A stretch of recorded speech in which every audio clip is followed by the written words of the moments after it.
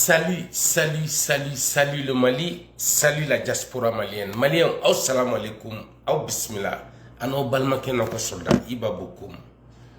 Si épuisé, d'après les Américains, I'm exhausted. Si très fatigué, plus que la fatigue, parce que Majigin Jona, ou follow et ni vidéo ok, ni appel ou répond, ni message ou répond.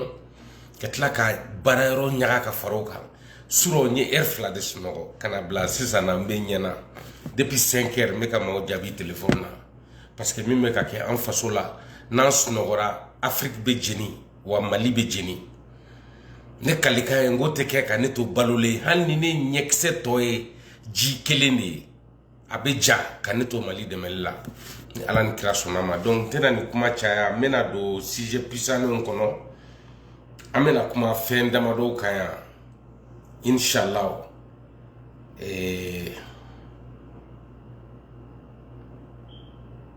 yeah. Donnez-moi une seconde. Introduction Benebolo. Introduction Benebolo.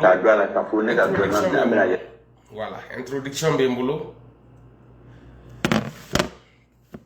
Introduction Benebolo rapidement ba jouer angala me folo o Shogel Mali Premier ministre Mangaye. Depuis Mbora Barayoro, on s'est dit que Christina Kono. Il n'y a qu'exprès qu'à 23h30 à Kama. Maintenant, il est minuit passé. Attends, je regarde l'heure. Il est minuit 47. Presque 1h du matin. Et Ninga soldat de nga vidéo koro passé nyoma. Nya posté nga page kandro ye page ta. Kanto Barayoro.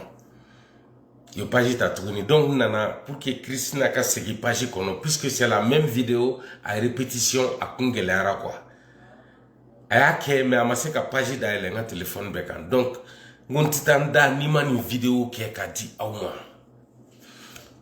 pour la raison que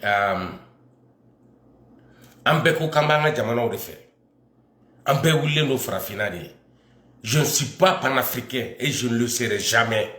Je suis malien et je suis africain. Ça s'arrête là. Le panafricanisme, je ne sais même pas qu'est-ce que ça veut dire. Je ne suis pas Kémy Séba, je ne le serai jamais. Parce que Kémy Séba était un maudit, c'est une ordure, c'est un assoiffé, c'est un arriviste, c'est un arnaqueur de l'Afrique. Donc moi, je ne serai jamais comme Kémy Séba. Je ne vais pas m'asseoir ici dégrader certains chefs d'État de l'Afrique qui sont démocratiquement élus par leur peuple, par la voix des urnes. Je ne ferai jamais comme Kémy Séba. Lui, il s'attaque aux démocrates et il supporte les dictateurs. Bon, moi, je ne serai pas comme lui. Je ne suis pas panafricain. Je suis africain et malien. Donc, mon introduction, c'est justement pour que tout le monde écoute Shogel. Mais fait malien beka Shogel la main. N'a pas joué et je m'en fiche. Nimbe ode o gasege. Mbake ninklala, ils vont m'enlever la page encore. Les commentaires je laisse uniquement pour que mes soldats ils prennent photo de tous ceux qui vont insulter ici. Mes vidéos spéciales que quand c'est qui nous page ou photo et ou ban et mais je n'en suis pas là. Là où je veux discuter, là où je veux être avec tout le monde sur la même page. C'est d'abord savoir qui est le Premier ministre actuellement au Mali. C'est pour savoir John Shogel. Shogel est mon mais des Sougouj-Mendo. Mais Shogel de follow jouer une introduction. On met sur le sujet au kono. On met taille ici Jamanaka. Mounou koko les Maliens, mounou koko les Burkinabé, ou Taranyon sera réchauffé. Amenou la mais Afrique Jamana tout t'a intéressé.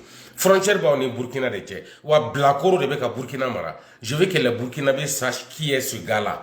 Parce que j'ai lu une publication d'un digne fils de Burkina Faso aujourd'hui.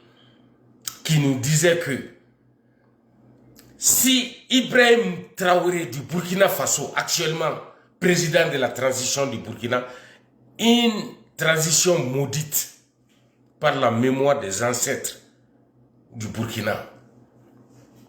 Que si vraiment il est burkinabé, s'il veut s'inspirer de Thomas Sankara, si là où il se trouve présentement en Russie, si c'était Thomas Sankara, il aurait demandé des tracteurs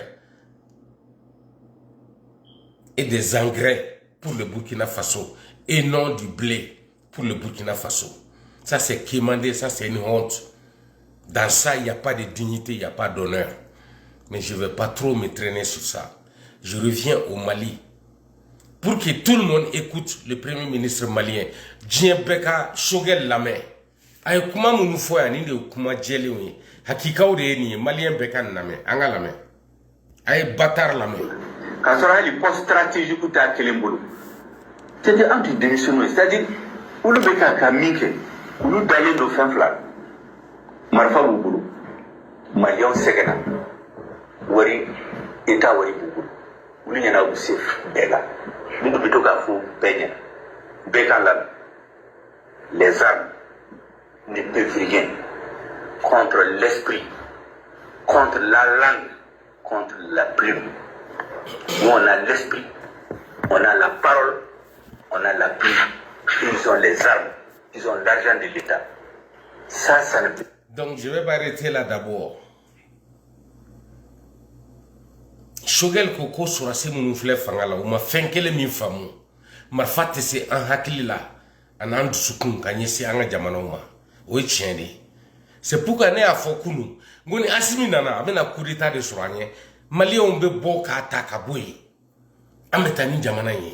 Africain on be boka asimi takaboui. Ametani jamananye. Mais alanda ne sababu doye. Anjigi baka. Nama boy. Yoro chaman de be. Nunu ka fanga be takabo. Ankuna chogo minuna. Marfa de be asimi mbulu ni shogel de kumakanye. Mugore kumakante. Mais utina seka an hakilu mineni marfa. Parce que en bateau, mi manga jamana kono, a mayi en ma donc en be boka keleke, en ga faso yi, en ga shogel la main. Diriger un pays longtemps. Il faut revenir aux fondamentaux. C'est pourquoi en cours, qu'on ne veut pas la rupture de la transition. Nous voulons une transition de rupture. En tant que quoi, transition d'Afrique. Parce que d'Afrique en Dende, ni d'Inti Kasirata, na Iseji Bouta, Iba Samakana, donne Iba Gauchere. Nous on veut une transition de rupture. Ou quand il y a le mal de cola, ou le déjà il y a le mal de cola. Fait un wof naya ni ibeka klela. Ashima sabati. Fait kele mi sabati là, son dasu e fangata. Mais ama kele ko no. Mais chama je fangala e bulu abep sega ila ma. Ni shogel de manga inta. Asigele fle kuma la, ibaka kuma drontere, mega shogel de jouer, au cas la main. Avec qui adresser transition sur la soude là, avec un informé on est. Quel est fait kera ibeka contrôle là, fait n'ina mali on fait asima sabati, angatana et dondoni, angala main. C'est seulement 18 mois, c'est pour préparer les élections. Pour que grand moumina, on va se faire clé pour que tamana yiwa. 18 mois on on a bena baraba mukanga ke pour se mali on kada ko changement bekake. Mais c'est que fla duru sabanani n'ambeno ka uganga keo ni hali kelente ka walia kele et puis élection fana ni ya la bencho dula élection tiu ani balao ou be ka la bencho no te ka élection la ils veulent faire une cession de pouvoir à des amis ou terreau de bé ou ba fait ko ko nyagami ka fana siguma est-ce que prévu be mais comment je suis un analyste politique. Ah, il y a un ministre de l'administration. Il y a un technicien ou un dossier examiné. Encore, monsieur le ministre, c'est Baralade. Baralade, c'est tout. Vous avez un retour donné. Il y a un format de la Coupe Africa président de transition, ministre de la défense, ministre de la sécurité, ministre de l'administration, les mines et l'équipement. Shogel les fleurs, à la main. Donc, comment ça se fait dans le monde qui est mine et équipement? Aflana. L'administration territoriale, c'est des réformes politiques et institutionnelles. Il faut un homme politique ou un administrateur civil. Ça doit se faire. Moi, je suis un gars. Ça doit se faire président, pour que vraiment coup d'État qu'il y ait. Comment on fait? Mais à guerre là, c'était là-bas et on a vu comment ça s'est passé. Les dernières élections. À guerre là, vous voyez comment imagine notre débat sur ça. L'État veut qu'à donc ça ne veut pas dire forcément non, ça ne veut pas dire je ne veux pas je ne veux pas brouiller mon message, je suis en train de te dire ce que je leur ai dit. Écoute-le. Il y a des coups d'État Koufana. Moussa Traoré, il était militaire général. Semi, la défense générale Koulou, c'était les officiers les plus respectés dans l'armée. son ministre de l'administration de sécurité. Coup d'État Makula. Alpha Omar Konaré n'avait pas de ministre de la défense militaire. Coup d'État Makala. A été pour le général, Sadio Gassama, général Kafouna, général coup d'État Makula. Donc, il faut qu'on s'adresse de mes places, on a au coup d'État ticket. Alors, blanc. Ni Jamana de Barakanye, ni ma. N'ta trop joué, parce qu'il y avait une page. Avec Kerdi Mali de ka ita la main. Aw ka fo sorasi bla koroni, aw ka fo asmiwe. Kambe ku kono ni coup d'état de Mali kono. Furata la. Coup d'état ministre de o te se ka lama. Menale o. Menale. Parce que mena c'est de o ma. Amba bela mebi. Bebo shogel la. Atobe kuma nyenema mba kono de mene de ta jouer combat décortiquer ntume yoro munu no fe wende surasu ka dondron shogel siki kan emi e ka nyesuma an mo te shogel là parce que c'est le plus bâtard des Maliens, c'est le plus manipulateur des Maliens, c'est le plus maudit des Maliens. Shogel no mo lan kolon alama de ka di malima a ɲɔgɔn batara mɔgɔ janfa mɔgɔ ala ma deli ka di Mali ma a bɛ nin bɛɛ ɲɛdɔn a bɛ k'a fɔ sɔrɔsi ninnu ye min b'u ɲɛ a b'a kalama mais a b'u cɛ la bi o Shogel de bɛ k'a fɔ ko sɔrɔsi ninnu n'u tɛ yɔrɔ min jamana tɛ jɔ ye ne tɛ kuma Shogel kan tuguni n bɛ nin bila yan. wuli jamana kɔnɔ coup d'état se ka kɛ. an b'a dɔn coup d'état bɛ se ka kɛ hali ni fɛn b'i kɔfɛ min tɛ Kadafi ka armée ye hali ni fɛn b'i kɔfɛ min tɛ bogotigiw ye minnu ma deli ka cɛ k'u kɛ garde corps ye n'o tun bɛ Kadafi kɔfɛ Kadafi binna aw m'o de faamu muso fɛn fɛn garde corps ya kɛ Kadafi nɔfɛ a si ma deli ka cɛ k'o kɛ a si kuranɛ y'a fɔ a ye cogo min a ye setanɛkanw ta cogo min a ye boliw ka kuma ta cogo min Kadafi taara o sira de fɛ o de ye Kadafi bin a nana ni farafinna tɔgɔ de y'a da la a hinɛ b'aw minɛ bi ko panafricain do mais panafricain tɛ ni panafricain kun do ni Afrique kanubaga kun do a kun tɛ sa san o b'a sɔrɔ balolen bogotigiw de kun bɛ Kadafi bolo minnu si tɛmɛna cɛko kan ka sɔrɔ u ma deli ka cɛ ye u ma deli ka cɛko kɛ mais u bɛ cɛya baaraw la o de kun ye Kadafi ka saraka ye wa o de ye Kadafi bin o ɲama de ma Kadafi to ye Kadafi hinɛ bɛ aw de la n'an bɛ kuma an bɛ Kadafi jate aw fɛ yɔrɔ dɔw la i n'a fɔ mɔgɔ mais ne i b'a bolo mɔgɔ tɛ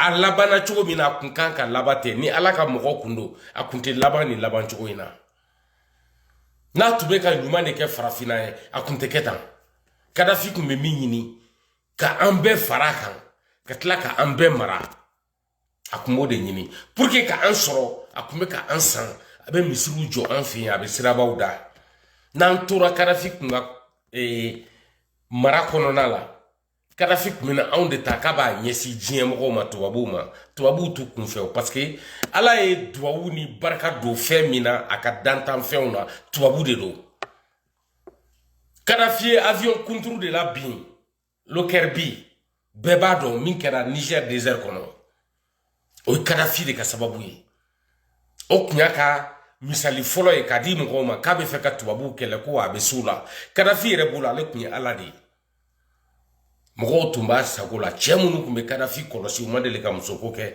muso minnu tun bɛ Kadafi kɔlɔsi u ma deli ka cɛko kɛ Kadafi tun b'o kadara de kɔnɔ mais n'i ye mɔgɔ dɔw ye bi u bɛ ka bɔ ka Kadafi hinɛ minɛ u b'a jate mɔgɔbaw fɛ diɲɛlatigɛ kɔnɔna la ne bɛ nin bɛɛ bila ɲama de kɔnɔ Kadafi ye fɛn de ye sen kan ka da min kan k'a bila ɲama na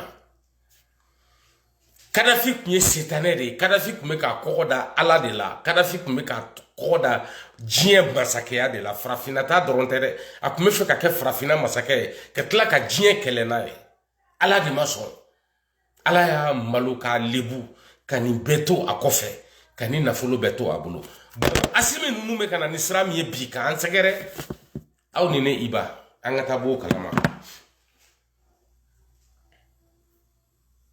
kuma man ca n b'a bɛɛ d'aw ma sisan bi an y'a ye Burkina Faso ani Mali u filaw u wulila olu de bɛ irisiw ka kɛnɛ kan ni bɛɛ ye u wulila k'u b'u ka jamana ta k'a di irisi jamana ma u wulila k'u b'u ka jamanaw ta k'a don jɔnya dɔ kɔnɔ komi n y'a fɔ cogo min Burkina bɛ dɔ y'a sɛbɛn k'a bila bi ko ni Thomas Sankara kun bɛ yen k'a kun bɛ tracteur de ɲini non ni Thomas Sankara kun bɛ yen min te tracteur a ta ɲini risu fɛ a kun b'a fɔ u ka to yen de mais ale dabara de kɛra sababu ye k'a yɛrɛ faga n tɛ jigin a la parce que Thomas Sankara ka di ne yɛrɛ ye mais min ye tiɲɛ ye ne b'a fɔ africain ye aw bɛ ka minnu ta k'o kɛ misali ye a y'u bila an bɛ don min na bi o bɛ kɛlɛ cogo min an ka taa n'o sira ye min b'a ɲɛkɔrɔ o ye an ka masakɛ filaw minnu bɛ ka Modibo Keyita tɔgɔ ni Thomas Sankara tɔgɔ ta k'u bɛ kɛlɛ kɛ n'a ye ne Iba ma sɔn a ma ne Iba ma sɔn a ma ni Asimi ni Ibrahim Traoré kun ye cɛ ye u kun t'u gulon kɔrɔlen na min b'a ɲɛ u bɛ baara kɛ n'o ye min b'u bolo u b'o de di jamanadenw ma bi mais u fila si t'a minɛn kɔnɔ Ibrahim Traoré tɛ Assimi Goïta tɛ ni fila bɛɛ bɛ ka baara kɛ k'u yɛrɛ ka ɲɛmɔgɔya de basigi u ka jamanaw kɔnɔ n bɛ Burkina bila kɛrɛfɛ parce que o tɛ Mali ye ne bangera Mali de kɔnɔ n b'a daminɛ malidenw ye n bɛ min f'u ye Burkina bɛ u k'a lamɛn u b'u yɛrɛ y'a kɔnɔ o kelen de bɛ ka kɛ Burkina Assimi Goïta bɛ kɛlɛ min na bi n'a tun b'a dɔn ko nin kɛlɛ in b'a ɲɛ a kun tɛ coup d'état kɛ mais a ye coup d'état kɛ a filɛ yɔrɔ min a tɛ se ka segin a kɔ a wajibiyalen don a kan a ka continuer ka kɛlɛ kɛ bon pour que ka kɛlɛ kɛ a b'a gulon fɛn dɔw de la minnu ye kɔrɔlen bon ne Iba b'olu la gosi k'u di maliyɛnw ma an ka kɔrɔlen ma jeli ka jamana jɔ sinon Assimi ɲɔgɔn kun tɛna Mali mara ni Modibo kun ye Modibo Keyita Mali président fɔlɔ indépendance kɔnɔ ni Modibo kun ye fɛn min olu bɛ ka min miiri k'o fɔ maliyɛnw ye k'o kun don ni tiɲɛ don ko Modibo kun y'o ye Assimi ɲɔgɔn kun tɛ Mali mara bi an ka masakɛ fɔlɔ janfa mɔgɔ don mɔgɔ ɲɛnɛman kun tɛ nataba kun don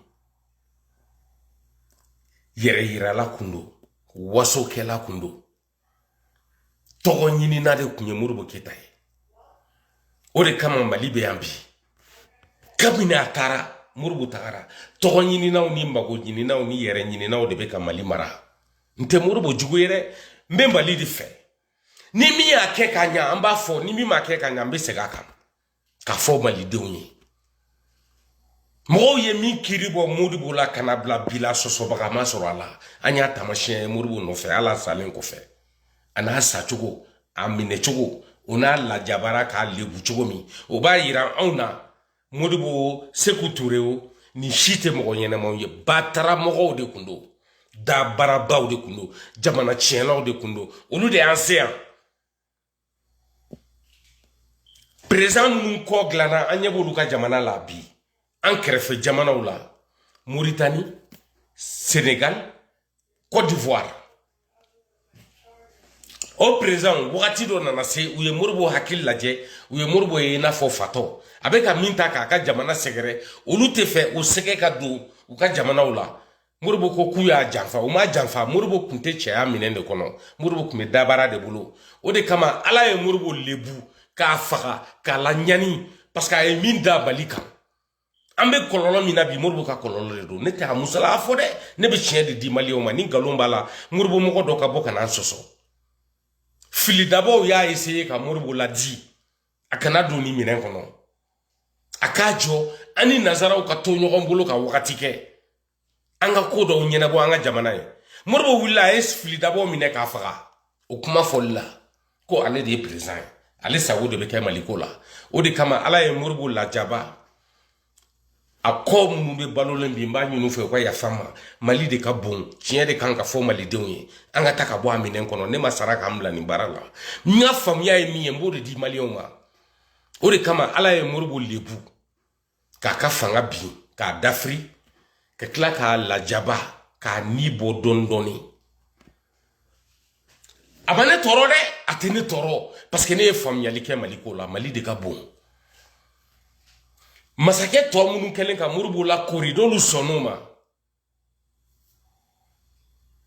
n bɛ misali ta fiman filaw de la n bɛ misali ta Burkina Faso Côte d'Ivoire de la n bɛ Sénégal k'a sabanan ye o président fɔlɔ olu ma sɔn Modibo ka taabolo ma n bɛ Burkina bɔ a la ka sababu kɛ coup d'état kɛra ye o président indépendance kɔfɛ ale ye tagabolo yɛlɛma ale filila mais indépendance kɔfɛ Sénégal ni Côte d'Ivoire u ma sɔn k'u yɛrɛ sama ka bɔ ka don fitiri waleya minɛn kɔnɔ ka ɲɛsin an lamarabagaw ma u ye baara min kɛ an ka jamanaw kɔnɔ k'u b'a dɔn u ye an tɛ se k'u sara u ye min kɛ anw ye mais bi anw de bɛ ka wuli k'u bɛ ka anw soɲɛ n'an bɔra o fili kɔnɔ an faso bɛ jɔ mɔgɔ tɛ yen bi kɛnɛ kan Mali ko la min bɛ Mali fɛ a bɛɛ b'a yɛrɛ de fɛ a bɛɛ bɛ jɔyɔrɔ de ɲini an tɛna Mali to u bolo tiɲɛ bange don bɛ na an bɛ baara kɛ ni tiɲɛ de ye walasa an faso bɛ bɔ nɔgɔ la ni kuma y'i da jeni ni tiɲɛ fɔli y'i da jeni o kɔrɔ de ye i ma labɛn hɛrɛ kunbɛli ma bon tiɲɛ tɛ ne i b'a da jeni n tɛ min dɔn n t'o fɔ min ma lakali n ye tiɲɛ la n t'o fɔ min lakaliɲala n ye ni ne b'a dɔn tiɲɛ t'a la ne t'o fɔ maaw ye fɛn caman fɔra anw ye Modibo k'a si tɛ tiɲɛ ye ɲɛnɛfin tɛ ne bila ka kuma duman fɔ ka jamana ci ne t'a kɛ Modibo de ye Mali bila yan a dabara Sénégal lajɛ i ka Côte d'Ivoire lajɛ indépendance dugusɛjɛ olu ma sɔn k'u tɛgɛ fosi ka bɔ tubabuw bolo u k'u tɛ taa Modibo ka sira fɛ Modibo y'u tɔgɔ tiɲɛ k'u ye janfa de ta k'ale sɛgɛrɛ mais tiɲɛ yɛrɛ yɛrɛ la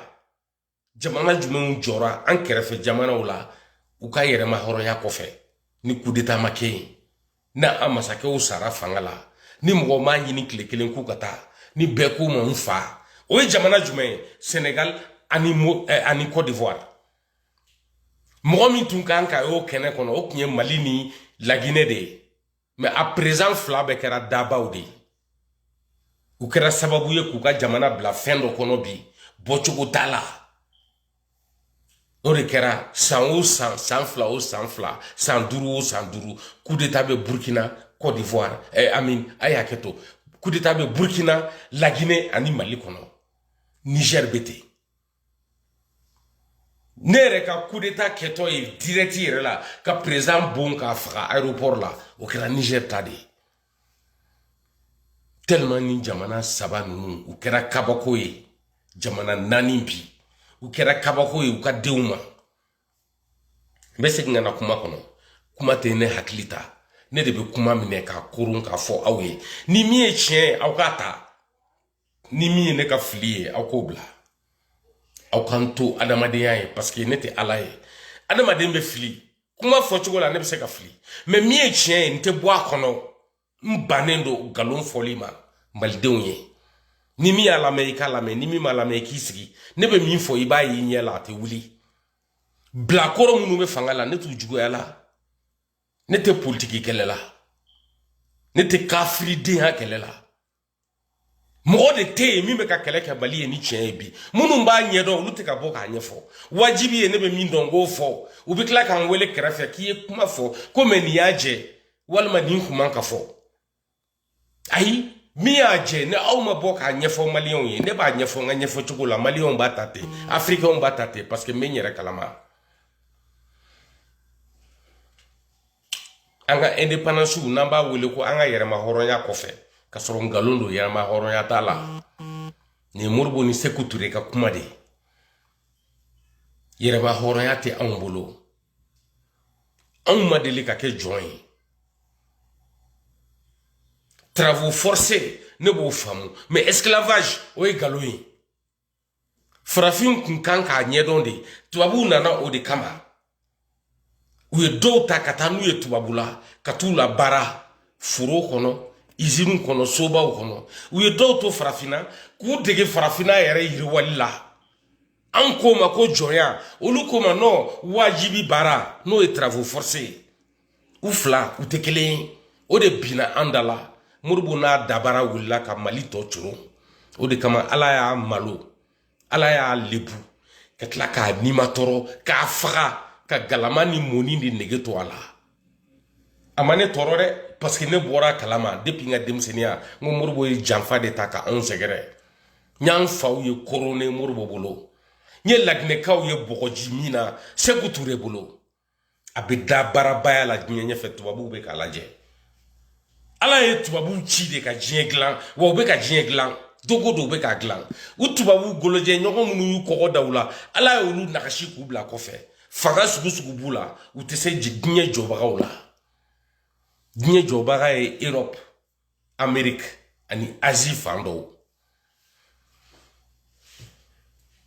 donc o de la bi an ɲɛ b'a la fili kɛlen bɛ ka bila korow sɔrɔ u b'u disi gosi ni coup d'état ye an bɛ k'a ɲini an bɛɛ ka fara ɲɔgɔn kan n'an b'a wele bɛɛ jɛ ka o fanga sigi walasa taaɲɛ bɛ y'a la n'a jɔko fɔlɔ ma ɲa an kan ka segin a kan ni filanan ma ɲa an kan ka segin a kan ni sabanan ma ɲa an kan ka taa n'a ye f'a ka ɲa don min an man ka fanga di sɔrɔsiw ma minnu bɛ yen lakana kɔnɔna la walasa bɛɛ jɛ fanga bɛ sabati mais bi ni an bɛ k'an disi gosi n'o ye mun de tora anw ɲɛ hadamadenya kɔnɔ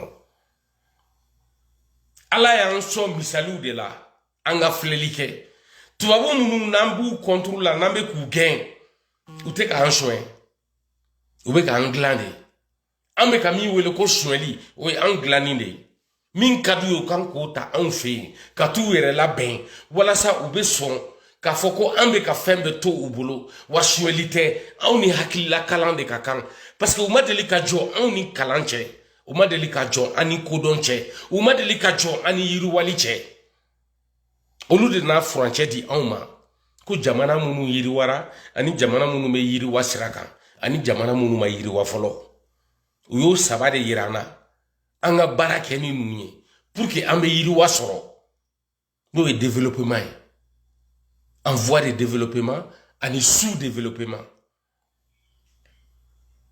tubabuw ma deli ka kan jugu ye mɔgɔ ma nin ɲɛfɔ ne ye nin ye ne hakilinata de ye min bɛ ka na n kun na sisan k'an to kuma la n'i ye nkalon tigɛ ala k'a da to n sigilen na k'an maloya nin ka wuli o se bɛ ala de ye n'an ka farafinna kanu ni an ka jamana kanu tɛ ne tɛ kuma tan wa n nana kama bi sɔgɔmada in na ka da kan min kɛra Niger n bɛna CEDEAO de jaabi n'a ye yanni n ka CEDEAO jaabi n bɛ fɛ k'a yira aw la bilakoro fila minnu bɛ Burkina ni Mali kɔnɔ n'u taara u jɔ Irisiw kɛrɛfɛ u taara min na ye ne b'o yira aw la an lagosili dɔrɔn tɛ an la maloyali dɔrɔn tɛ u ka fugariya dɔrɔn tɛ u ka dɛsɛ dɔrɔn tɛ u ma taa foyi ɲini u ka jamanaw ye u taara u yɛrɛ sigiyɔrɔ cogo ɲuman de ɲini u ka jamana ye u taara o de ɲini masakɛ kɔrɔ minnu kɛra sababu ye ka ni jamana fila dafiri ni coup d'état ni fɛnw ye hali bi an bɛ to coup d'état de fɛ pour que an ka basigi parce que nɛgɛ de bɛ nɛgɛ tigɛ wa nɛgɛ bɛ tigɛ fanda de la hali an bɛ don min na i ko bi o kelen in de don tigɛ cogo wɛrɛ tɛ nɛgɛ la ni ma taa n'a ye fanda la tubabu jamana kan ani farafinna anw wulila an y'an pan k'an bari jamana dafirilaw la coup d'état mana kɛ fanga dafiri mana kɛ farafinna kɔnɔ farafinna jamanadenw bɛ wuli ka tɛgɛrɛ fɔ fanga dafiribagaw ye k'a sɔrɔ u t'a dɔn u bɛ ka tɛgɛrɛ fɔ fɛn min ye fanga dafiri foyi mana farafinna fɔlɔ min da jara farafindenw na mɔgɔ ma juguya farafindenw ma ka tɛmɛ binkanikɛlaw kan fanga minnu bɛ bin u ka jamana fangaw kan olu de digira anw na ni bɛɛ ye mais bi ni cɛ fila u b'a ɲini de olu ka manjɛ tɔgɔ ani sigiyɔrɔ ɲuman sɔrɔ u ka jamana kan nkalon kan an ko ko tɛ kɛ an bɛ bɔ k'u kɛlɛ ne iba b'u kɛlɛ aw kana jɔrɔ foyi tɛ iba sɔrɔ nin si tɛ se ne na ne labɛnnen de donna ni jamana tɔgɔ ye ne labɛnnen de donna ni aw dɛsɛlenw tɔgɔ ye kɔlɔlɔ min bɛ nin jamana fila denw kan bi ni masakɛ fila jagoya masakɛ mɔgɔ fagala fila Asimi ni Ibrahim Traoré u tɛ se k'a kɔlɔlɔ wuli ka b'u ka jamanadenw kan u tɛ se ala ma se d'u ma min bɛ se k'a wuli o ye tubabuw de ye n'an ko tubabuw de bɛ ka jihadisiw dɛmɛ mais don min u bɛna Mali la ka jihadisiw faga an bɛɛ ye seere ye ne mago t'a la dɔw bɛ ka jihadisiw dɛmɛ u bɛ k'u dɛmɛ kun dɔ de la an bɛ don min na i ko bi u bɛ k'u dɛmɛ walasa an ka misali sɔrɔ hali bi olu ye saya min nɛnɛ u n'u ka jamanaden cɛman ni musoman ni denyɛrɛnin ni baliku fo ka taa se u jɔli ma u sen kan peut-être anw fɛnɛ kan k'o de nɛnɛ walasa an ka jɔ an sen kan anw hakili la k'u bɛ ka min da anw kan k'u m'o da u yɛrɛ kan walasa u ka yiriwa an y'a bɛɛ ta ka kɛ juguya ye ani kɛrɛfɛdɛn non ne t'a bila o minɛn kɔnɔ ne b'a bila cɛfarinya minɛn de kɔnɔ ni min balola i jɔyɔrɔ ye jamanajɔ ye jamanajɔ ɲɛɲinitɔ n'i sara i ye jamanajɔ maa si ma to kɔ jamanajɔ la Mali kɔnɔ mais bi an y'a ye u ye binkani kɛ an ka kɛlɛkɛcɛw u ma maa wɛrɛ kɛlɛ fo an ka baliku an ka jamanaden minnu bɛ kɛlɛkɛ fini dɔw la fefefew an y'a ye an ka kɛlɛkɛcɛw kɛlɛkɛ fini b'u kan na olu nana bin jamanadenw de kan minnu tɛ kɛlɛkɛlaw ye u ma deli ka kɛlɛkɛ fini don a lakali cogo gɛlɛyalen don parce que bɛɛ hakili la k'ale ta ye tiɲɛ ye ka sababu kɛ u yɛrɛ bɛ musaka min sɔrɔ a kɔnɔ k'u yɛrɛ ta n'a ye jamanaden tɔw tɛ min munafan a ko nana kɔrɔbaya a kɛra siɲɛ caman fo ka na se ninnu tile ma an ye den minnu wolo Assimi Goïta ni Ibrahim Traoré Burkina Faso ne tɛ laginɛkaw ta jati parce que o su ka fisa ni fila ye kura min wololen filɛ Niger n t'ale wele ka da kan n dalen don a la Niger coup d'état in tɛ kɛ coup d'état ye fanga in bɛ bɔsi CEDEAO seko t'a la Fransi seko t'a la u bɛ taa nin fanga in nɔfɛ ka di Bazoum ma an bɛ n'o de ye wa o kelen de bɛ tila ka na kɛ ka Assimi ta k'a da ka bɔ an da la ani bilakoro min filɛ Burkina kunna a y'aw sigi aw k'a lajɛ n'a ma kɛ ne ka fɔta la c'est que ne ye nkalontigɛla de ye min maloya bɛ ne na ka fɔ i bɔra k'i sigi i ye nkalon tigɛ ka tila k'a nkalon jɔna o de ka gɛlɛn ne ma ne juguw m'o juru kun sɔrɔ jamana cilaw tɛ se k'o sɔrɔ an b'an sigi an b'a lajɛ ni cɛ fila bɛ taa hali a tɛmɛ parce que Niger kɛra sababu ye k'u tɔ da nɔgɔya minɛn kɔnɔ nɔgɔya min t'u to yen donc olu de taara Russie jamana kan bi olu de ye fanga ta u ka jamanaw kan k'u kɔgɔ falen jatigɛ b'u la u sirannen don u t'a dɔn a bɛ ɲa wa a tɛ tiɲɛ u ye mɔgɔ sugu bɛɛ lamɛn u y'u da de u y'u mabɔ dɔw la u kɛlɛkɛcogow tɛ kelen mais u hakilinataw bɛɛ ye kelen ye u y'u ka jamanaw lasegin jɔnya la u y'u ka jamanaw lasegin kumasuli kɔnɔ o de kama u bɛ bin furata la parce que u tɛ ye jamana ye u bɛ ye u yɛrɛ de ye u yɛrɛ ka lakana u tɛ ye jamanadenw ka lakana ye u bɛ lakana min yira la aw la i n'a fɔ Burkina président b'a kɛ cogo min ka yala ka taa don a ka soldaw fɛ yen ale kegunyara ni Assimi ne de ye Assimi tɛ ka min kɛ ale bɛ k'o kɛ Burkinabéw bɛ n'a fɔ a Ibrahim Traoré a bɛ ka taa bɔ banabaatɔw ye a bɛ ka taa bɔ sɔrɔdasi minnu sara o musow ye o musow b'a hinɛ minɛ mais ana aw ma faamu aw kana da Ibrahim Traoré la Burkina kɔnɔ aw kana to yen a k'aw ka jamana mara ka tɛmɛ bi kan parce que a y'aw feere de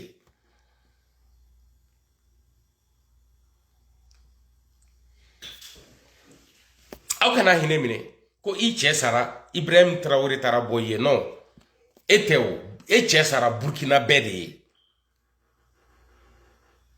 munna e cɛ bɛna bɔ e kelen ye min bɛ Burkina bɛɛ nafa o ye jumɛn ye minnu b'a ɲɛdɔn an n'u ka jɛ ka baara kɛ hali n'u ka suba lakana sabatili ma n'an ye sira labila u ye a kan ka labila cogo min u bɛ kɛlɛ kɛ an ye o ye wajibi de ye u ma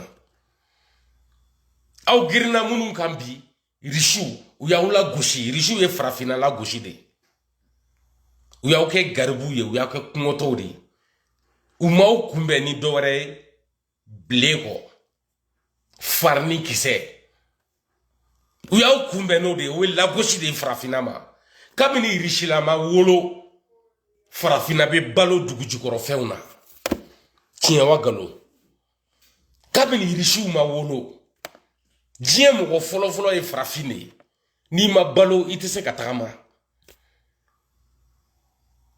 farafinna ye farafinw balo de u carina diɲɛ ɲɛfɛ fo ka golo yɛlɛma ka dɔw kɛ jɛman ye dɔw kɛra tubabu ye dɔw kɛra chinois ye dɔw kɛra arabu ye mais a bɛɛ lajɛlen bɔra farafinna de mun de la farafinna tɛ tɔgɔ ɲuman ta ko la ka da ka tubabuw seginnen ka na bɛɛ ɲɛ tubabuw nana chinois ɲɛ tubabuw nana arabuw ɲɛ tubabuw de fɔlɔ seginna ka na farafinna n'an k'u ma explorateur u nana mun fɔ an ye u mana bin an kan u nana girin an kan de ka anabo fɛn dɔw kalama olu golo yɛlɛmalen ka bɔ farafinya la dɔnniya dɔ de nan'u la u ye dɔnniya min sɔrɔ u n'a seginna farafina u bɛ fɛ k'a yira farafin na farafinw banna u y'a kɛ wajibi u ma fo k'a faamu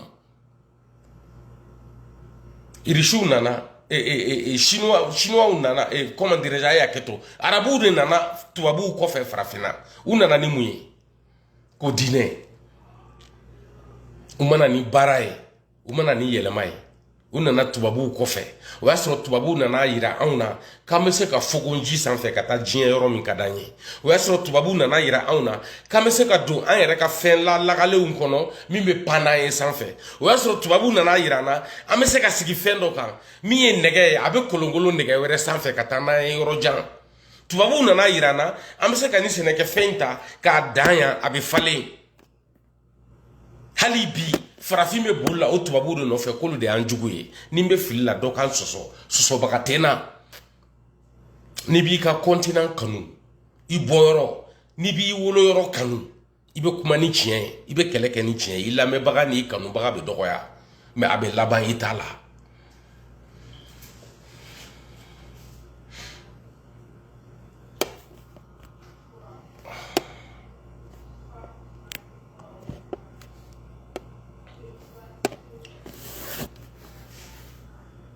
anw ma faamuya sɔrɔ hali bi ne tɛna n ka bi video janya nin kama mɛ n ye n sigi kuma kama su in na ka sababu kɛ min kɛra Niger o jikisɛ kelen in de kelen filɛ ka filen fa ji la bɔn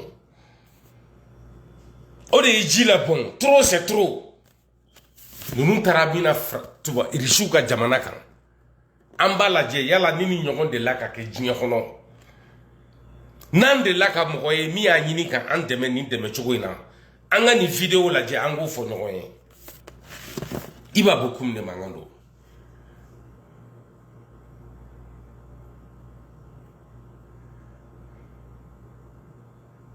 Они изучают наше оружие, это новейшие автоматы Калашникова, дальше там переносные зенитно-ракетные комплексы, в общем, военная делегация. Нте манgan kala an ka ɲɛgɛn lajɛ dɔrɔn a ye ɲɛgɛn lajɛ dɔrɔn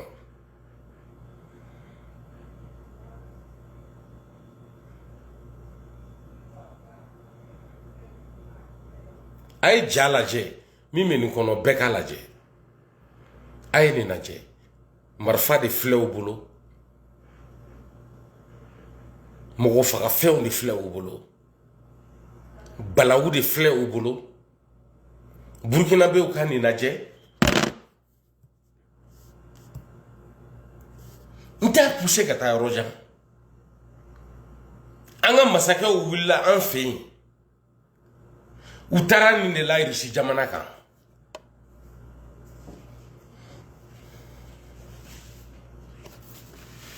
u taara ko min na irisi jamana kan mɔgɔ faga fɛnw sanni marifa san de don a bɛ san cogo di irisiw bɛna buru farinin di aw ma fu aw bɛ sanni kɛ u bolo u ye maramafɛn dɔw de d'u ma depuis ala y'u da u ma min ɲɔgɔn ye u ka sɔrɔsiya kɔnɔ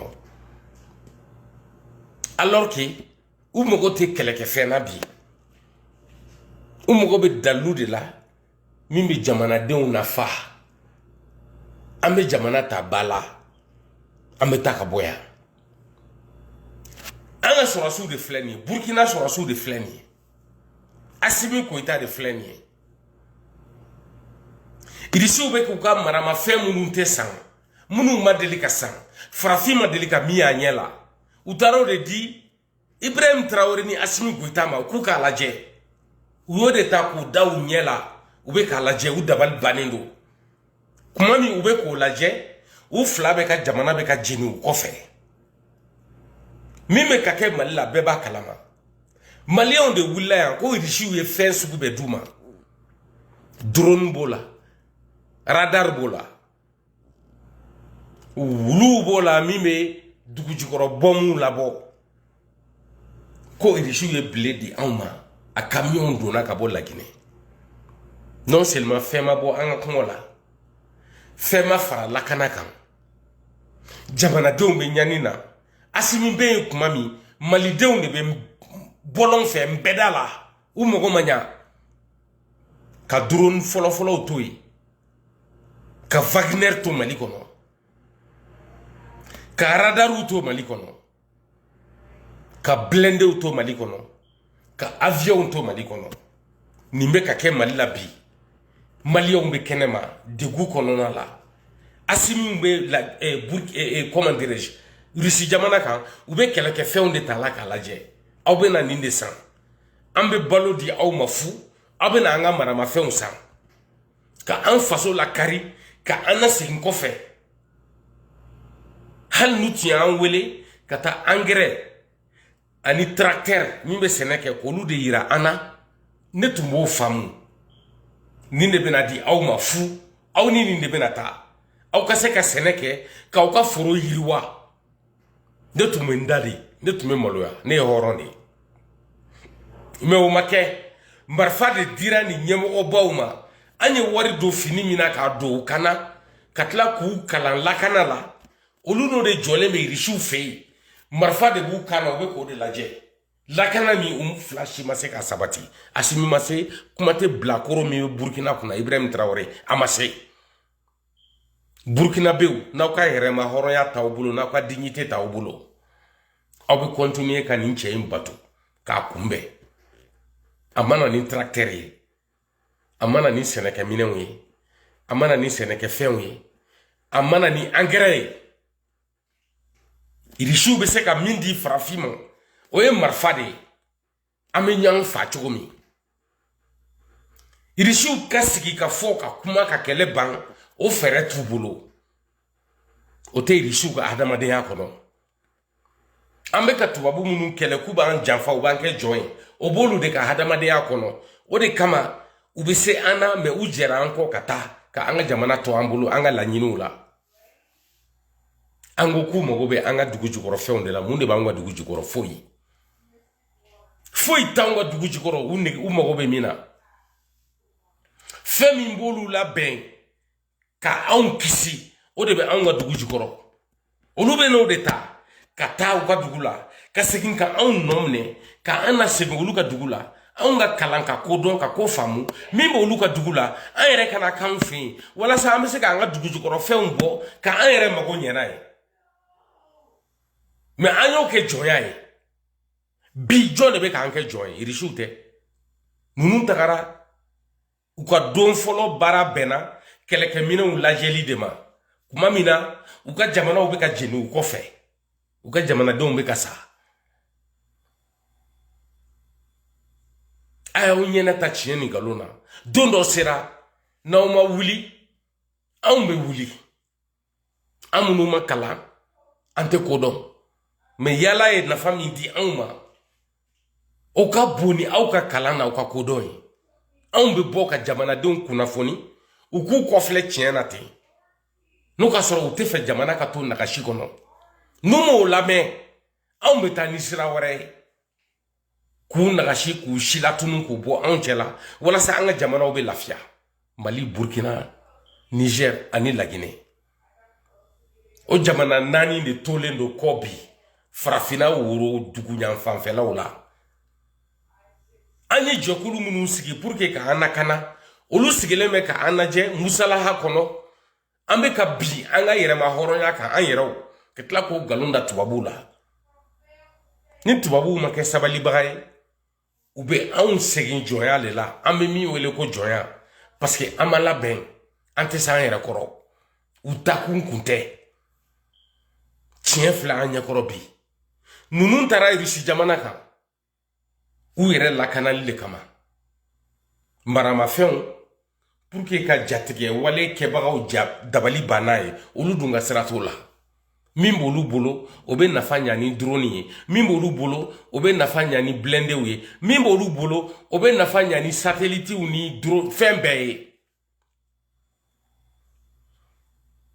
ube ka ansila tunu dondoni civilu doronte ala nga fini donao ube ku sila tunu se chogo tula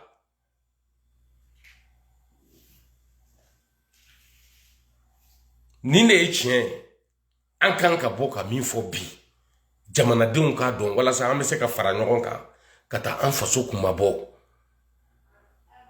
an tɛ se k'an sigi ka bilakorow ni marifa lajɛ u ka an ka jamana ta k'a kɛ u yɛrɛ lakanalilan ye ninnu bɛ k'u yɛrɛ de lakana u tɛ ka jamana in jɔ u tɛ ka Laginɛ jɔ u tɛ ka Burkina jɔ u tɛ ka Niger jɔ u tɛ ka Mali jɔ hakili de tɛ u la olu hakilila finidon ye jamana ci de ye ka fanga mara parce que a se bɛ n ye marifa bɛ n bolo ni n bɔra ka pɛrɛn-pɛrɛn n bɛ fanga minɛ k'an sigi n'a ye mais je vais m'en prendre à l'organisation que les Africains de l'Ouest ont mise en place qu'on appelle CEDEAO, qui n'a jusqu'à présent jamais agi, dont nous attendons les actes pour sortir l'Afrique de tout ça. La CEDEAO n'a pas besoin de l'aide de la France aujourd'hui, parce que la CEDEAO a une armée. La CEDEAO a des hommes qui se sont engagés pour bâtir l'Afrique dans la paix, dans la solidarité et sans les coups d'État en Afrique. Si la CEDEAO ne peut pas maintenir la paix et empêcher les coups d'État, ou bien condamner les comploteurs de coups d'État, l'existence de la CEDEAO n'a plus de sens pour les Africains. La CEDEAO est interpellée, car la CEDEAO doit être témoin oculaire de ce qui est en train de se passer actuellement en Afrique, dans la région de la CEDEAO. Nous voyons aujourd'hui ceux que nous appelons, ceux qui sont supposés être des libérateurs, qui engagent l'Afrique dans l'indignité, dans la honte, dans le mendiantisme. Ceux qui sont en train de diriger l'Afrique aujourd'hui, cette partie de l'Afrique-là, qui est le Mali, le Burkina, le Sénégal et le Niger, ces dirigeants-là sont en train de réduire l'Afrique à zéro. Ils ont enlevé notre dignité. Ceux qui les aident me font pitié, parce qu'ils n'ont pas de niveau, pas les études, pas leur cerveau, ni quoi que ce soit. Rien ne les a jamais rien servi à rien. Ils sont derrière, ils resteront derrière. Moi, je ne parlerai jamais de ces assoiffés-là, mais je m'adresse à la CEDEAO. C'est aujourd'hui ou jamais. Nous sommes en train de pleurer. 3 pays qui sont en train de perdre leur dignité sous nos yeux. La Guinée, Burkina Faso et le Mali. Et le Niger vient s'ajouter avec des officiers abrutis qui n'ont rien dans la tête, qui pensent que c'est comme ça on peut prendre un pouvoir démocratique. Au moment où l'organisation qui est l'espoir pour l'Afrique de l'Ouest, la CEDEAO, est en train de se battre pour arrêter les coups d'État. Le monde entier est en train de se battre contre les coups d'État. C'est en ce moment des officiers supérieurs abrutis, formés par leur État, se positionnent dans le vestibule de coups d'État contre leur peuple, voler l'esprit de leur nation par les armes. Et vous voulez qu'on s'asseye et regarder la CEDEAO dans son incapacité d'arrêter ça immédiatement, au lieu de leur donner un délai pour finir une transition quelconque, au lieu de leur donner un délai pour préparer une élection quelconque. Non, la CEDEAO. L'Afrique a tant souffert. C'est aujourd'hui ou jamais. Tous les 3 doivent partir aujourd'hui. Et le 4e doit être mis en extension, la Guinée. Le Burkina, le Niger et le Mali, les putschistes doivent aller aujourd'hui. Ils doivent répondre à leurs actes aujourd'hui. Car ils sont incapables de construire le pays. Ils sont incapables de donner le pouvoir aux civils même. À plus forte raison, construire le pays. C'est des gens qui n'ont pas d'expérience. C'est des gens qui ont longtemps préparé la destruction de leur pays. Et ils appellent ça, on a risqué notre vie pour prendre le pouvoir. Pourquoi? Si l'Afrique ne se réveille pas, c'est-à-dire, je parle de la CEDEAO, parce que c'est ça l'Afrique de l'Ouest. Si la CEDEAO ne se réveille pas ce matin-là, nous les Africains, on va se réveiller. Le coup d'État, si ça marche au Niger aujourd'hui, ce n'est pas que la France qui a échoué, mais c'est l'Afrique qui a échoué avec toute une armée ensemble. Un général ne peut pas gagner le Niger, le Mali, le Burkina, la Côte d'Ivoire, le Sénégal, le Ghana, le Nigeria, la Guinée-Bissau, Cap-Vert, Gambie. C'est impossible que quelques officiers nigérians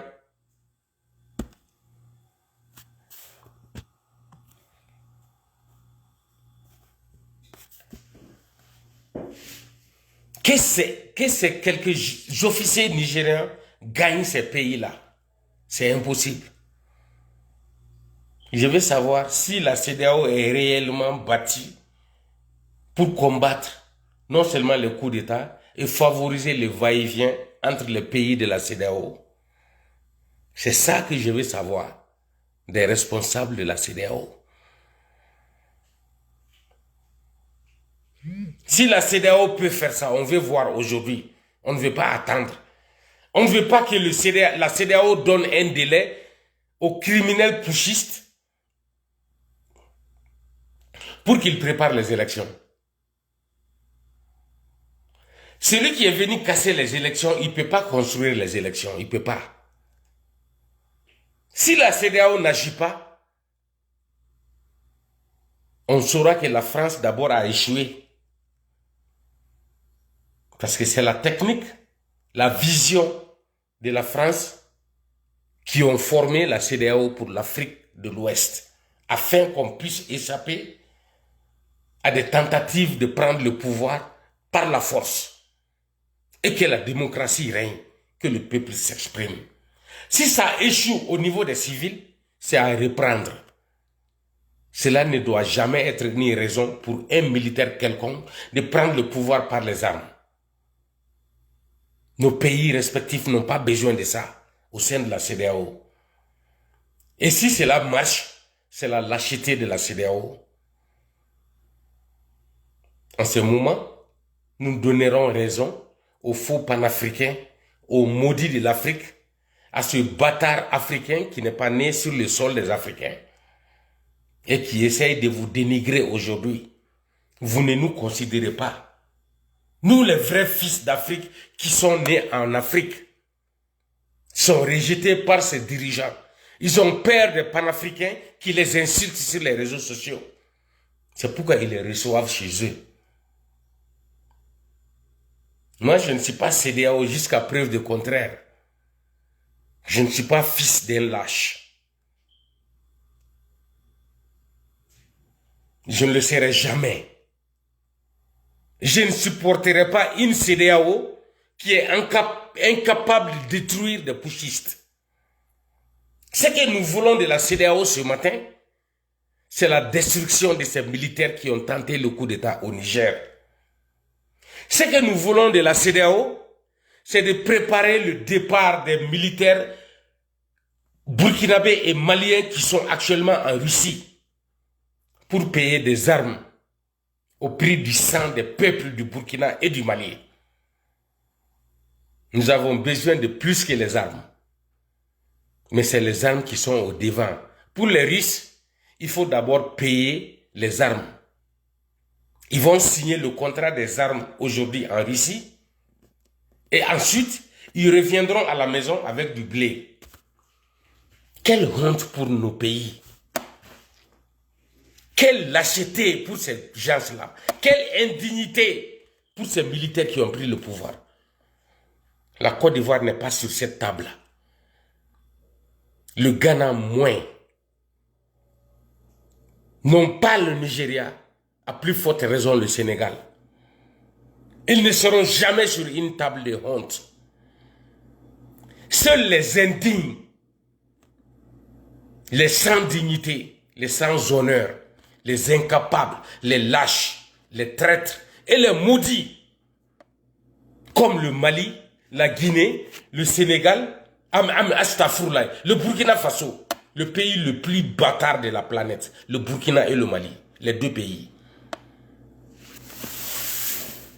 qui sont assis dans le rang des outsider, des derniers. Et le président riche, il tient ce discours en face de ceux qui se tapent la poitrine en se disant panafricain ou constructeur d'une nation. Mais en réalité, vous faites la honte de l'Afrique. Mais dans les heures qui suivent, je saurai si la CEDEAO est lâche. Dans les heures qui suivent, je saurai si la CEDEAO est là pour rétablir la dignité de l'Afrique sur les Africains de l'Ouest. Nous, le Sénégal, la Côte d'Ivoire, Guinée-Bissau, Cap-Vert, Gambie, Burkina Faso, Niger et le Mali. Si nous sommes incapables de faire ça, si la CEDEAO est incapable de redresser la situation au Niger, c'est un mauvais signe pour l'Afrique entièrement. Nous n'avons jamais été esclaves, mais nous le serons aujourd'hui. On a été forcés à travailler nos pays respectifs de l'Afrique.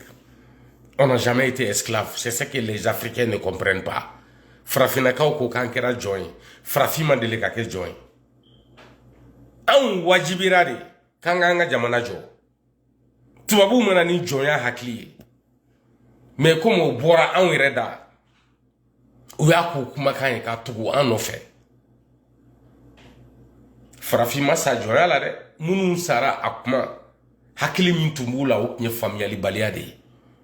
Sino doniya de taraka di anma.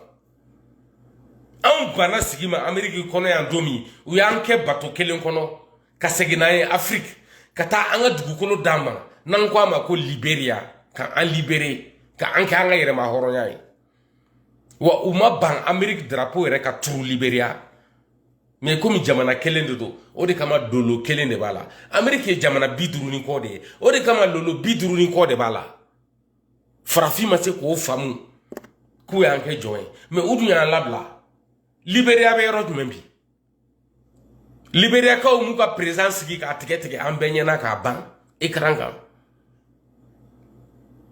cheni sugu jumembe mi ma ke Liberia Farafin fe tubabu de taroke ya ako ka we fe kasegi u ya ke bato kono kasegi na we kata dugu kolo dauma ka kla ka wele ko yere ma horoya o de Liberia koroye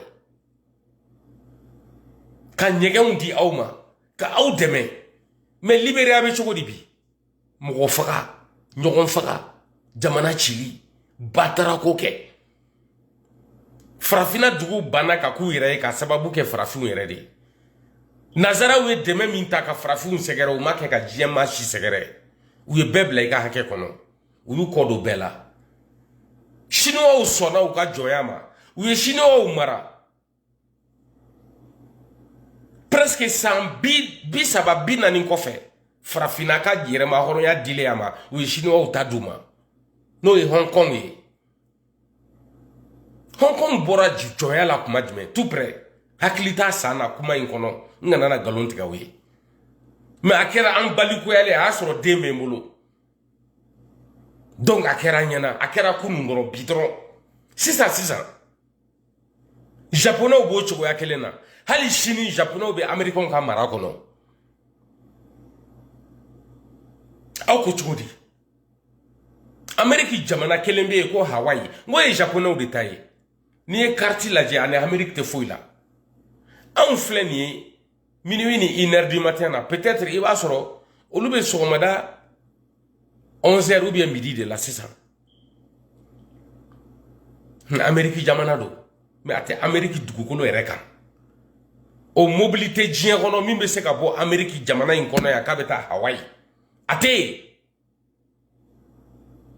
Ni ma pan avion na iteta ni donna bateau mono ibe shije bo ka so ima se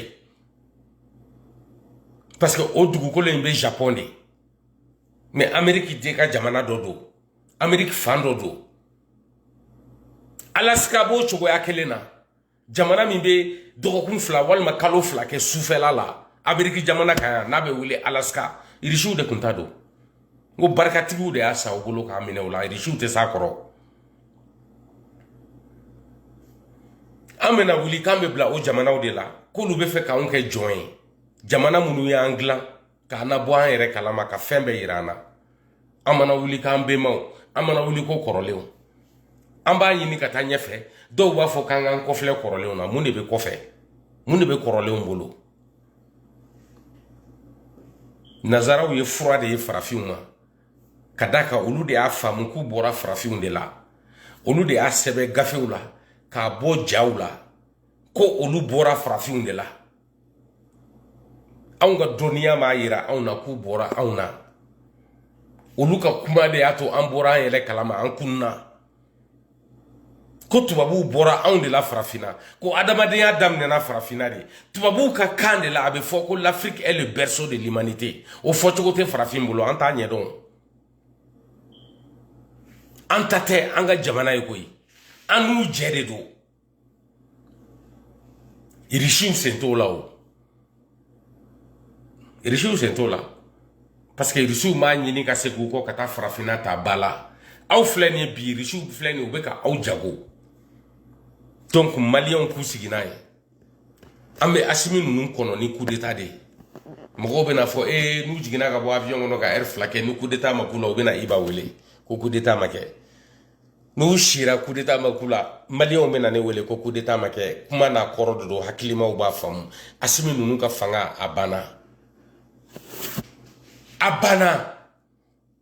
Ibrahim Traoré ka fanga Burkina kono abana yu daira auna anyu jole ni marfaw de amu jole ni angere boroy amu jole ni Sénégal chari daba amu yonoy amu jole ni usine clé Putin ko ka be se ka femi nduma fu u segine ko fe o ka jamana kan yoroni kelen ko la o ye farni kisede kanga ta ci ka mugu bo an yere ka ke buru ye o buru de bena docteur sojo malla o de bena mali goudron glan o de bena on nyamanche o de bena an deun na kalanto bukani anglais la warasa o ka se ka jemara ni risi kan kuma jemara nyankuma mali kera risi taye murbo yo batara wale o de ke murbo yo haklinta wale o de ke a girna ko risi ni shin ka an sama ka an bo France bolo ka an bo France na dɛmɛbagaw bolo i n'a fɔ Canada ni Amérique ka taa an di risiw ni chinois ma u wulila ka Moribo ta k'a la gosi k'a la malo k'a la ɲani k'a nima tɔɔrɔ k'a faga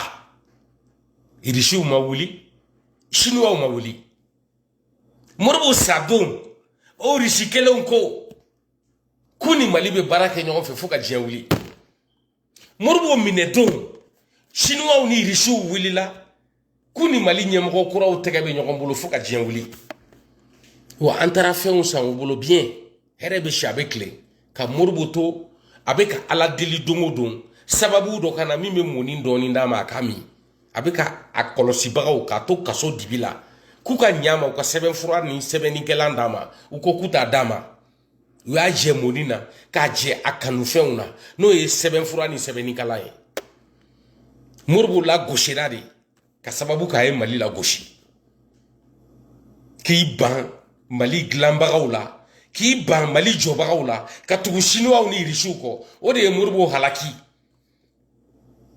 anw ma se ka misali ta o la hali sini anw bɛ ka bɔ ko Moribo banna cogo min ne bɛ ala deli ne kana laban ten Moribo sara kaso de la a sara jɔnya de la Moribo sara lagosi de la tiɲɛ de tɔgɔ Mahamadu an ka fɔ maliyɛnw ye an ka taa ka bɔ yan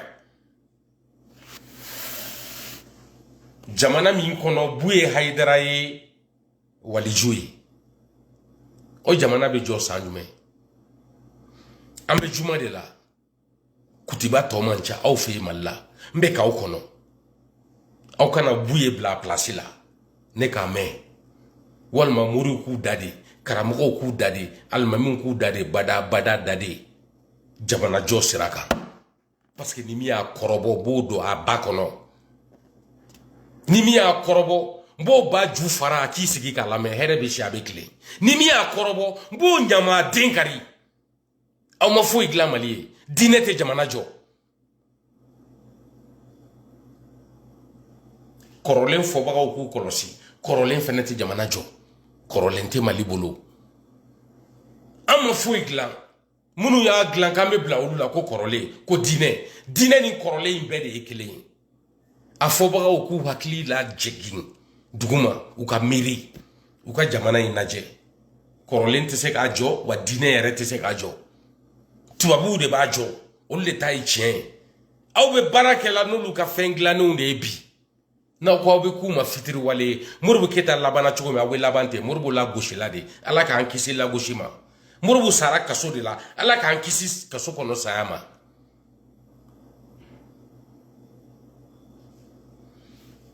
na be siran chien ne ibate sranye ne ba fo bien min kan ne faso ma ne bo de fo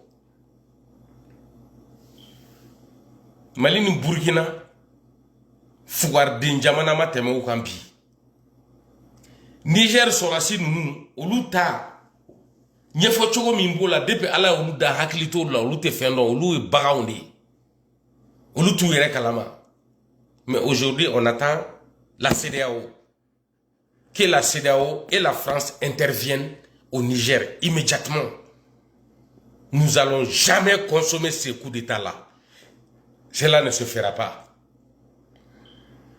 Ce n'est pas seulement l'échec de la France si le coup d'État réussit au Niger ce matin, mais c'est la honte et la destruction de l'Afrique et sa CEDEAO.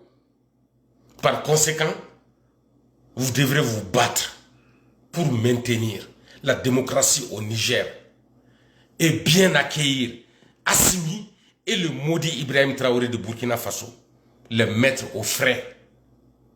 CICB, ce pays, je veux dire, pour qu'enfin nous rebâtissons ces nations-là avec dignité et démocratie, avec la coopération internationale entre ces pays-là et l'Europe et l'Amérique, plus le Canada. C'est ça que nous voulons.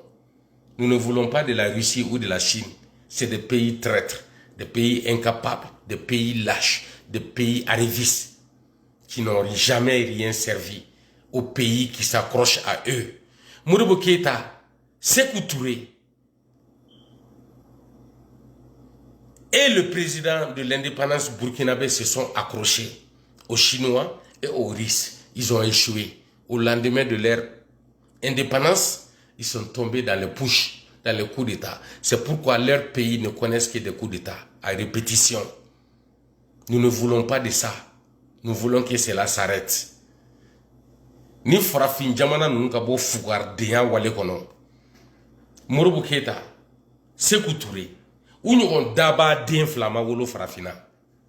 U y'u ka jamanaw ta, ko Irisiw ni Chinois u ka jamanaw de be kɔfɛ bi ni diɲɛ jamana bɛɛ ye. Burkina Faso de be diɲɛ jamana bɛɛ kɔfɛ bi. Coup d'état min bɛ kɛ Niger, Burkina, Mali, la Guinée, a tɛ kɛ diɲɛ jamana si la. Nous sommes membres de la CEDEAO.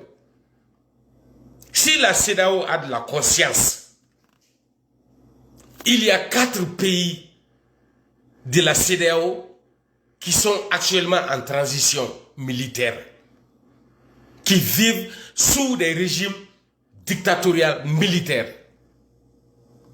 Où est la CEDEAO? Nous voulons savoir. Où est la dignité? Nous voulons savoir. Si tous ces présidents-là ont accepté d'être au sein de la CEDEAO, c'est qu'ils veulent combattre l'injustice au sein de l'Afrique de l'Ouest.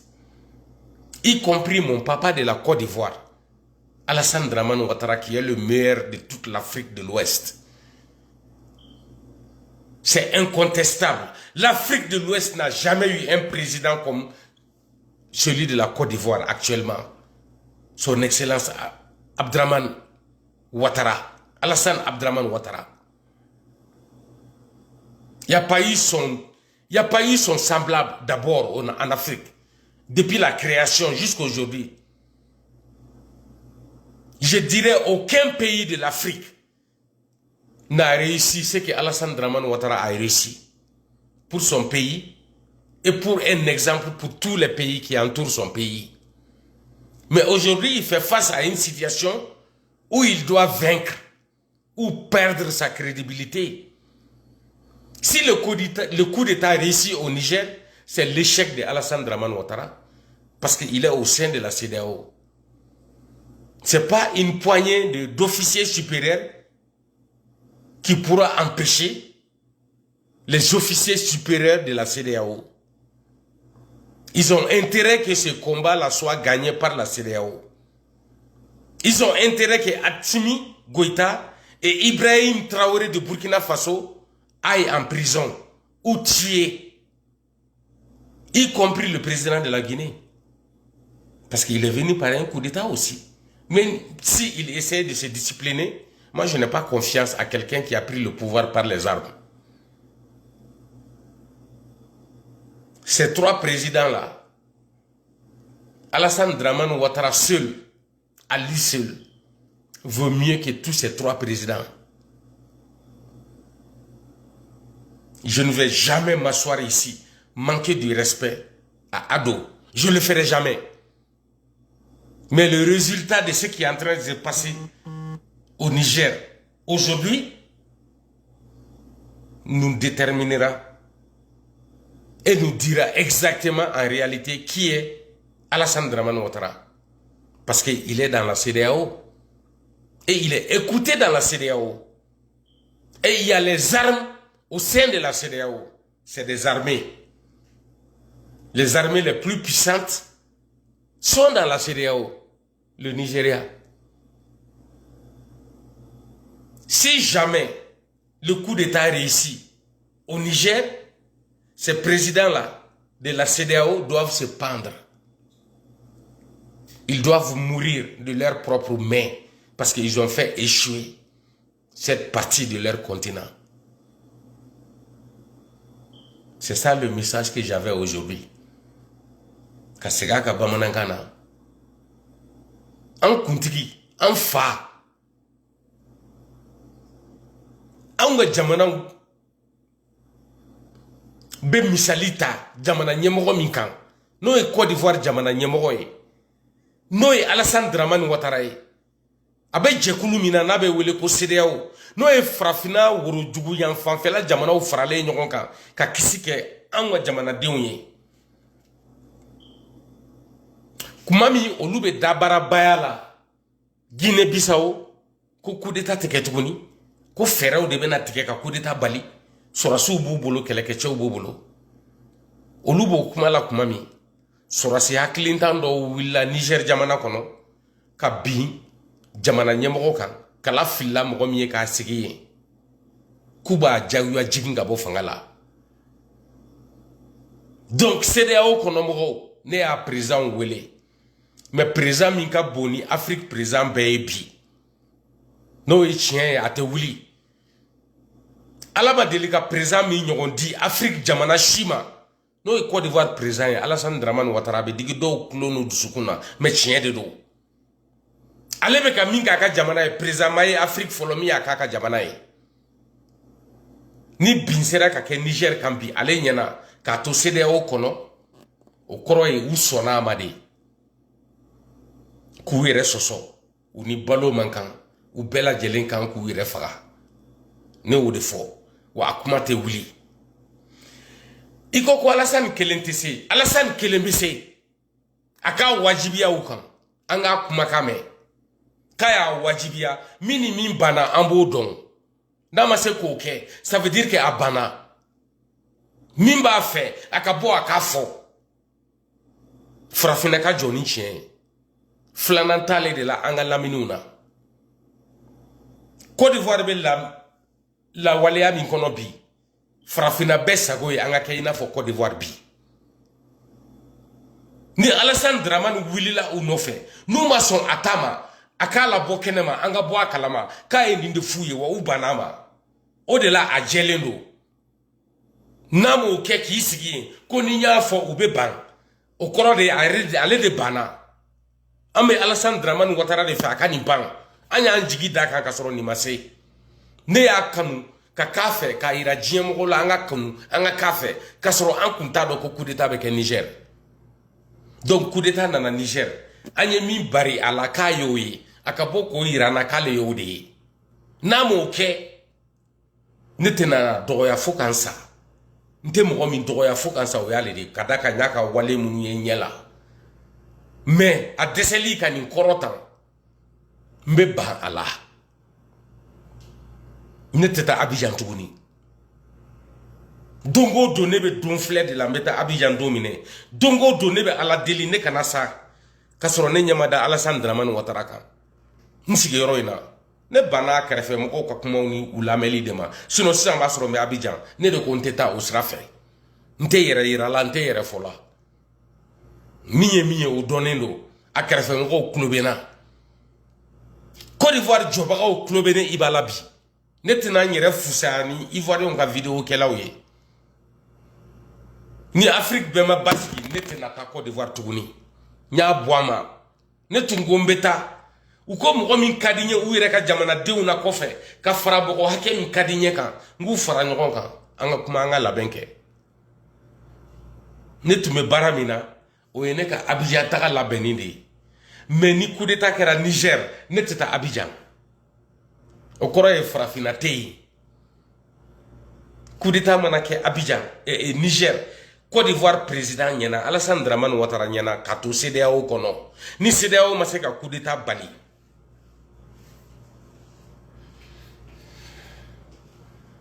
ne tɛ taa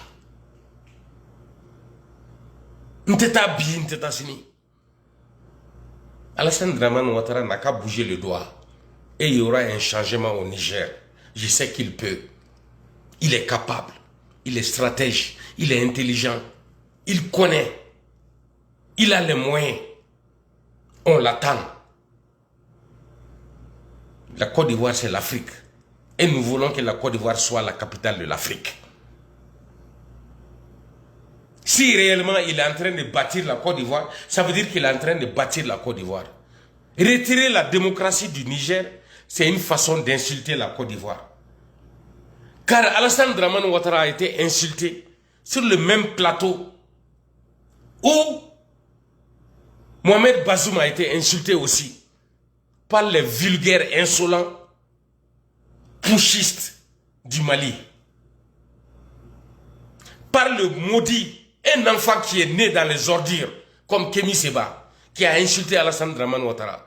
J'ai toujours cette plaie dans mon cœur, dans ma poitrine. Si Alassane ne le sait pas, qu'il le sache aujourd'hui. Je suis blessé par les mots de Kémy Séba à l'adresse d'un père digne, spirituel, comme Alassane Dramane Ouattara. Il n'est pas ivoirien, il est africain. Il appartient à toute l'Afrique. Il est le meilleur exemple que l'Afrique n'a jamais eu. En cette période du 21e siècle, il faut regarder les actes de Ado. Quel président tu peux comparer à lui? Il n'a jamais été emprisonné et humilié. Il n'a jamais échoué. Et il a toujours réalisé un exemple que l'Afrique a besoin, qu'il a donné aux Africains. Voilà un petit conflit au Niger. Ça, c'est comme un cure-dent, brosser les dents. Ce n'est pas seulement à la CEDEAO que je m'adresse en tant qu'Africain de l'Ouest, de l'Afrique. Non, je m'adresse aussi à l'espoir de l'Afrique entière. Au président spirituel de tous les pays qui entourent la Côte d'Ivoire. Parce que c'est la Côte d'Ivoire qui, jusqu'à preuve de contraire, est le pays le plus hospitalier de la planète, plus que les États-Unis. En tant que petit pays de quelques kilomètres carrés.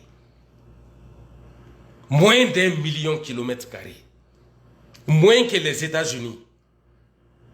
Mais toutes les races qui vivent aux États-Unis se retrouvent à Abidjan, en Côte d'Ivoire. Si celui qui dirige une énergie de cette façon ne peut pas diriger un pays comme le Niger, faire sortir les dictateurs et remplacer par les démocrates, c'est pas la peine. C'est la démocratie. C'est la vie de la Côte d'Ivoire qu'on veut au Niger ce matin. Que Alassane se réveille avec ça. Ce n'est pas de la blague. Si le Niger tombe entre les mains des militaires putschistes, c'est un échec pour la Côte d'Ivoire. Qui vivra verra. Et que la CEDEAO réagisse immédiatement. On n'a même pas besoin de la France pour ça. Mais ça serait la confirmation de l'échec de la France en Afrique occidentale et en Afrique de l'Ouest, précisément. Les pays colonisés par la France, ils se sont redressés contre la France. Ce n'est pas tous les fils de ces pays-là qui sont debout contre la France. Moi, je ne le suis pas. Lui, il ne l'est pas. Les autres ne le sont pas. Et nous le laisserons point. Car nous connaissons la valeur de la France pour l'Afrique. Si ce coup d'État passe au Niger, ce n'est pas la peine pour la France. C'est pourquoi je m'adresse à la CEDEAO, qui est minuscule par rapport à cette puissance française. Car la CEDEAO est armée. La CEDEAO est entourée des guerriers de l'Afrique. Qu'ils se réveillent et qu'ils aillent à la conquête du multipartisme et la démocratie au Niger. Qu'on tue ces lâches-là immédiatement au prix du sang de la population de Niamey. Ceux qui doivent mourir, mourront. Ceux qui doivent survivre resteront en vie. Mais que Bazoum revienne au trône pour que la leçon soit comprise par tous les lâches qui nous entourent. Que désormais, le chèque n'est plus au compte de la démocratie. Et cette victoire est synonyme du départ de Assimi Goïta et de Ibrahim, plus Mamadi Doumbouya de la Guinée, respectivement le Mali, le Burkina et la Guinée. C'est très clair. Ça ne doit pas faire peur. C'est une réalité qu'on doit réaliser. Si Alassane Dramane échoue, la CEDEAO va échouer. Si la CEDEAO échoue, Alassane Dramane Ouattara va échouer. Et ce serait par conséquent l'échec de l'Afrique de l'Ouest. On va se taire, supporter les risques, la dictature, les militaires, la misère, la honte, l'indignité et l'absence de souveraineté. Nous serons à la merci des Russes qui vont nous donner du blé gratuitement. Ils vont extraire nos ressources et on va payer des armes avec eux. Ceux qui sont en train d'insulter ici me fait akuka numéro ta 600 akuka pagita 600 ah que rapidement ya nous ka photo nous ka page jigi akatuka page photo ta rapidement nimbora vidéo qu'on a chima parce que moujabi mes vidéos c'est qui ku befie ka do ba ou de la kono iba beaucoup de do l'académie ata ni mason abla ni nyenga sira jenge ala ka datona neti nyama dindeme nti nyama din korota ni CEDEAO bina ni kelen kono CEDEAO ye nyama din tonde a glankun kunte CEDEAO kanka ni kelen gagné. Si la CEDEAO ne gagne pas ce combat là, si la CEDEAO ne gagne pas cette lutte, c'est que la CEDEAO ne devrait jamais exister et il n'y a pas de digne là-dedans. Ça serait mes propos. Je déteste m'asseoir, aller contre mes propres propos. Surtout par rapport à Alassane Dramane Ouattara. C'est pourquoi je veux qu'il n'échoue pas. Je veux qu'il réussisse. Mais fait Alassane Dramane Ouattara quand il a gagné. This is a shame for Africa. This is the shame for West African presidents. If the push win in Niger this morning, there is no way I can believe the existence of those presidents. in Africa, West Africa, of course. This is a shame on you guys. You should wait this fight. This is your fight. We've been fighting. Since I was born, Africa is always fighting. You got enough help to win this fight. You cannot make it, stop talking. It's not about France or America. No, this is about African nation can stand up and fight for Africa. You cannot get up and fight for your country, for your continent. There is no way we can believe you should be here. You are not even better than nothing. You are more than nothing. This is not what we want from our countries. We should stand up and fight for the freedom, from the democracy, for the democracy. We shouldn't be here fighting for Russia. No. We shouldn't be here fighting for military in the power. No. I'm not the one. I will never fight for that. I'm here for the freedom of my nations. Africa should wake up with the victory of this fight against the evil in Niger. You cannot win this fight.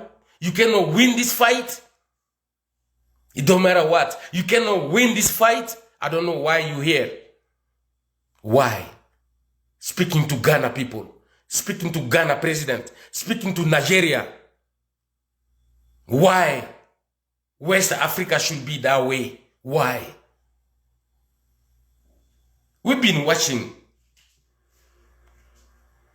a lot of examples from the country that doesn't want to be down, doesn't want to go down, doesn't want to fail.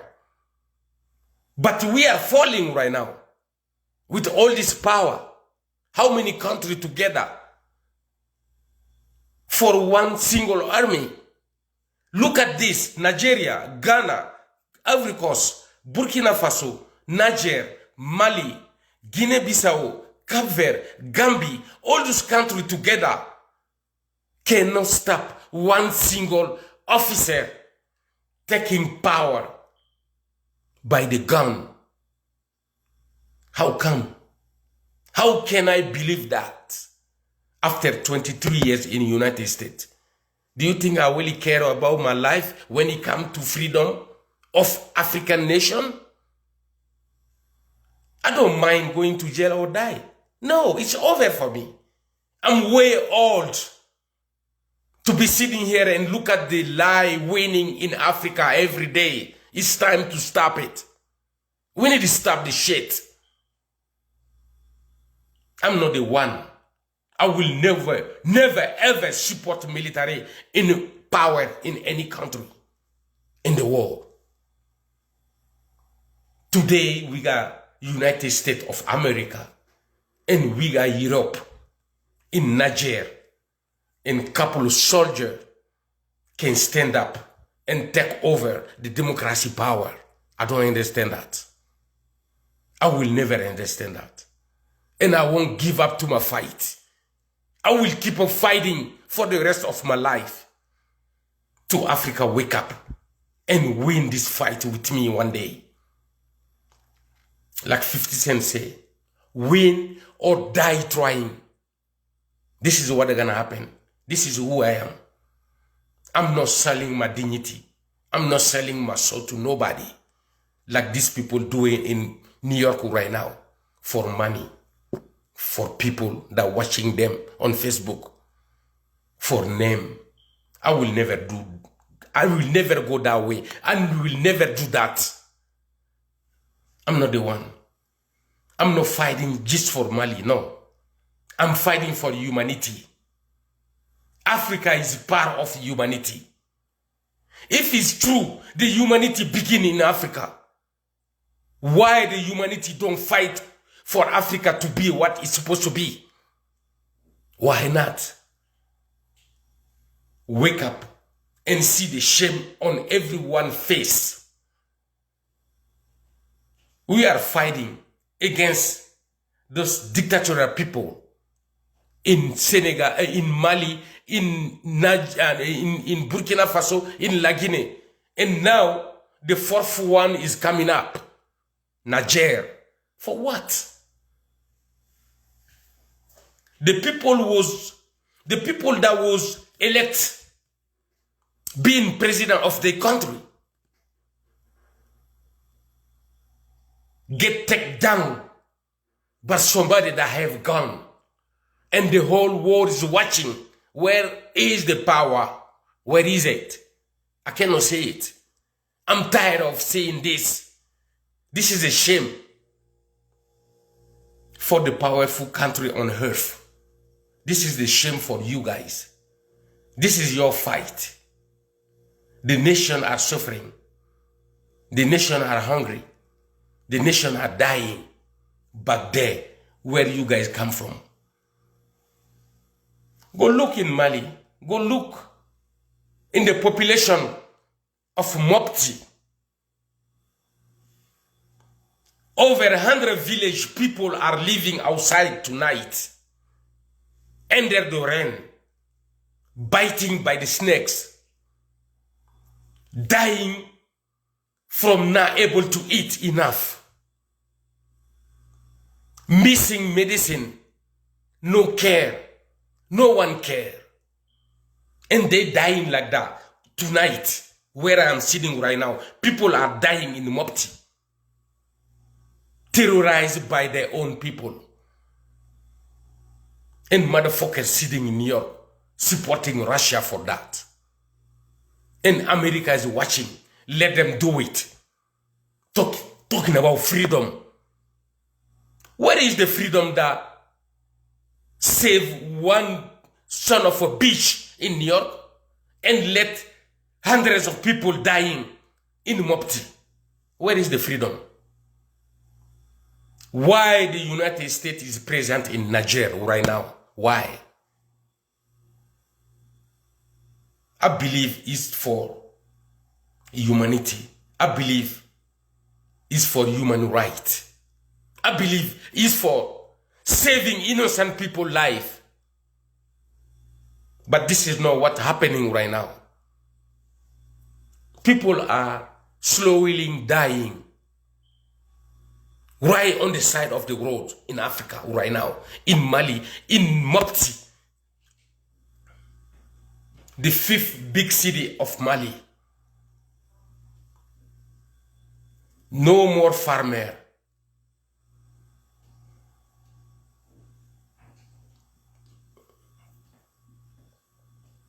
And all this powerful country in Africa, plus all the powerful country around the world, cannot stop that fight. What is behind this bullshit? What is it? Tell us the truth. Qu'ils nous disent la vérité. C'est quoi le scénario derrière tout ça? Parce que nous, on ne comprend plus. Moi, je ne comprends plus. Moi, je ne comprends rien. L'Afrique fait peur maintenant. C'est la honte. Si le coup d'État marche au Niger, vous allez m'entendre de façon différente. Je ne vais pas m'attaquer aux Occidentaux. Non, je vais m'attaquer à la CEDEAO, qui a une armée, qui a une idéologie de lutter contre les coups d'État en Afrique de l'Ouest. Je vais m'attaquer à la CEDEAO. J'ai reçu des coups de fil. Je vous comprends. Tu n'as pas besoin de me dire, comme tu l'as dit toi-même, qui tu es. Je ne veux même pas savoir. Mais ce que je veux du Niger, c'est la victoire de l'Afrique ce matin. C'est la clé de mettre fin à la dictature et au coup d'État dans notre sous-région. Si vous échouez, les coups d'État continueront. La CEDEAO n'aurait jamais servi à rien dans ce cas. Son existence. Pourquoi exister même si tu ne peux pas sauver la démocratie? Après plusieurs tentatives, tu n'as sauvé aucun pays. Sauf maladroitement certains. Parce que l'ampleur n'était pas à la hauteur de ce qu'on voit aujourd'hui. C'est l'échec de l'Afrique. Et cela ne doit pas arriver aujourd'hui. Nous voulons le départ de ces vagabonds militaires, de ces assoiffés, de ces lâches, de ces traîtres militaires qui ont volé le pouvoir à la démocratie. Si la CEDEAO ne peut pas faire revenir la démocratie immédiatement au Mali, au Niger, en Guinée et au Burkina Faso, ça n'a pas de sens que la CEDEAO existe. Ça, c'est une bonne occasion pour la CEDEAO d'agir violemment et détruire cette force destructive qui continue à ravager et à détruire le peuple de leur pays respectifs. Ceux qui compromettent la dictature et la démocratie doivent partir.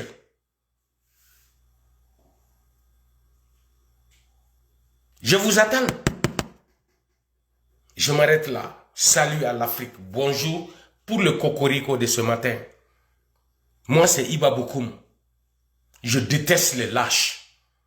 Je déteste l'incompétence. Devant la terreur, j'aime pas les calculs. J'agis immédiatement avec les moyens que j'ai. C'est ce que la CEDEAO doit faire aujourd'hui. Ils n'ont qu'à tuer ceux qui doivent mourir pour faire revenir la démocratie, la vérité et la réalité dans notre sous-région. À bon entendeur, salut.